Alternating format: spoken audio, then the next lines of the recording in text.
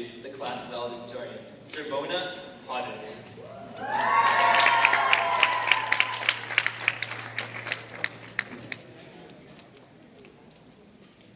So distinguished guests, the administrative team, colleagues, parents, friends, and most of all, graduates. It's my pleasure to be here, standing here, to introduce our valedictorian, Sorbona Potter.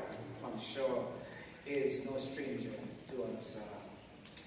It's good to be here because I had her in grade 9, and in grade 9, it was this little girl, small, who was in my grade 9 class, and her eyes all bright, and she's all focused, and she seems curious, and one of those I'm ready to learn moments, and she's sitting there in front, and wow.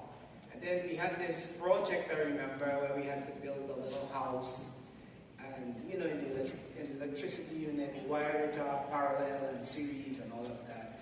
And you should see her wiring and switches and lights and the works. Really, really successful, really with her peers and working hard. Interestingly, she never spoke too much, but she was always involved and doing what she had to do. And she came out in the top 90s in the class. Then the years passed, and then I saw her again in grade 12. There she was again, sitting in front of the class, near the front, ready to learn chemistry, curious, that look in her eyes.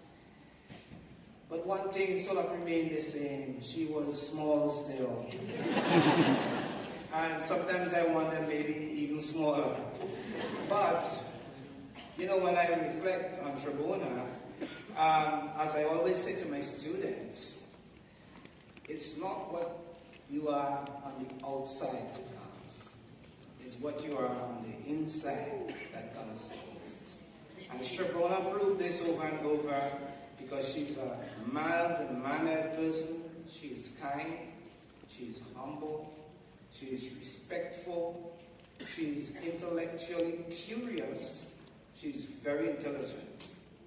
And then, of course, in the grade 12 program, she came in the top 5 of my chemistry class.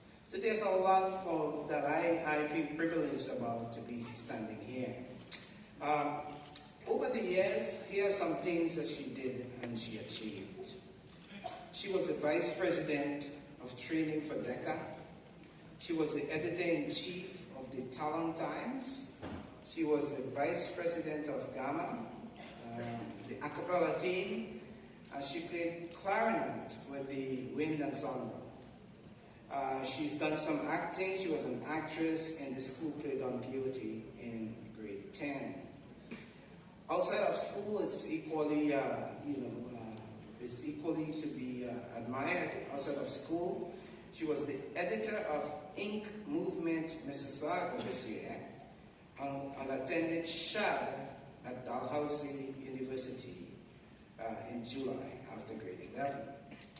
She received a competitive internship for a company called Decision Resources Group in Toronto for the month of August because of her SHAD experience. She placed second at the French Turning Points essay contest and top 10 at DECA Internationals in Travel and Tourism team decision making during the grade 11 year. Recently, she has been a recipient of the President's Entrance Scholarship from the National Scholarship Committee at Western University, where she'll be going to study, not chemistry, but economics and business. I still feel good about that, Sorbona. So, I feel quite honored and privileged to introduce this year's valedictorian, Ms. Sorbona Potter.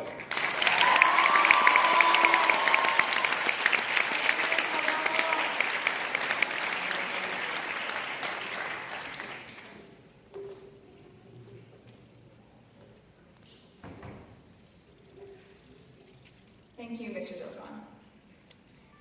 I came to Glen Forest not knowing what whether anyone would know my name.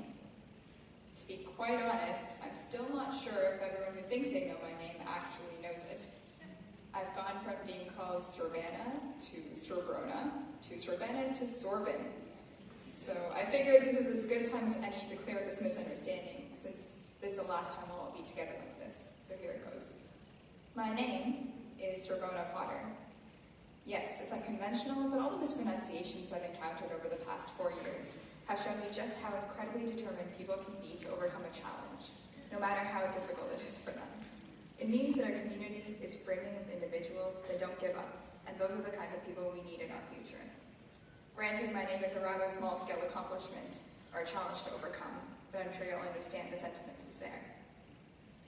Glen Forest has offered each of us endless opportunities to push ourselves to do better, to strive for success wherever we put in the effort.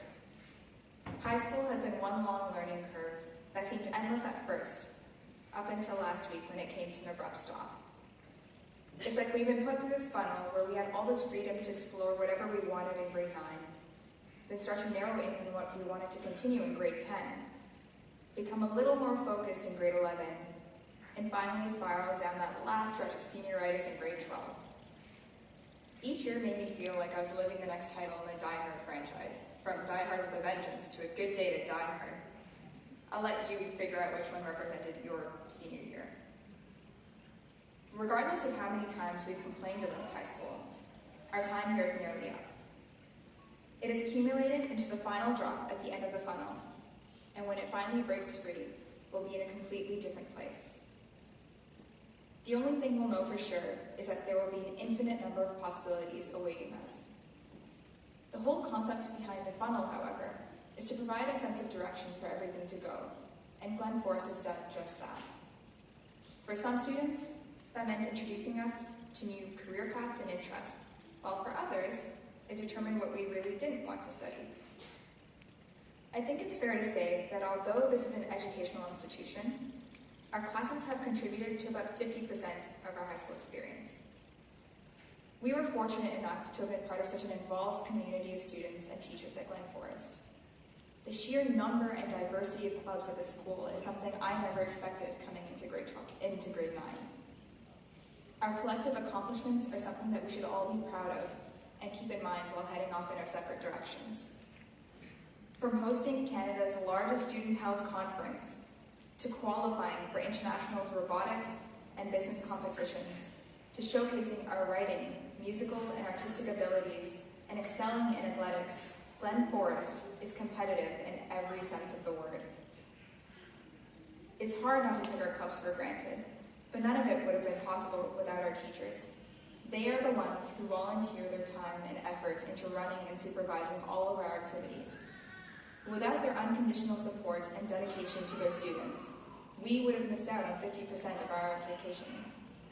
So I'd like you all to join me now in thanking our wonderful teachers for everything that they do for us.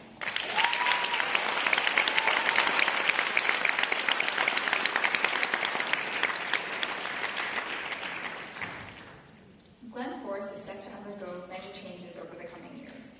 We've only really experienced a taste of it to come, with the transition to Common Lunch and the inauguration of the Learning Commons.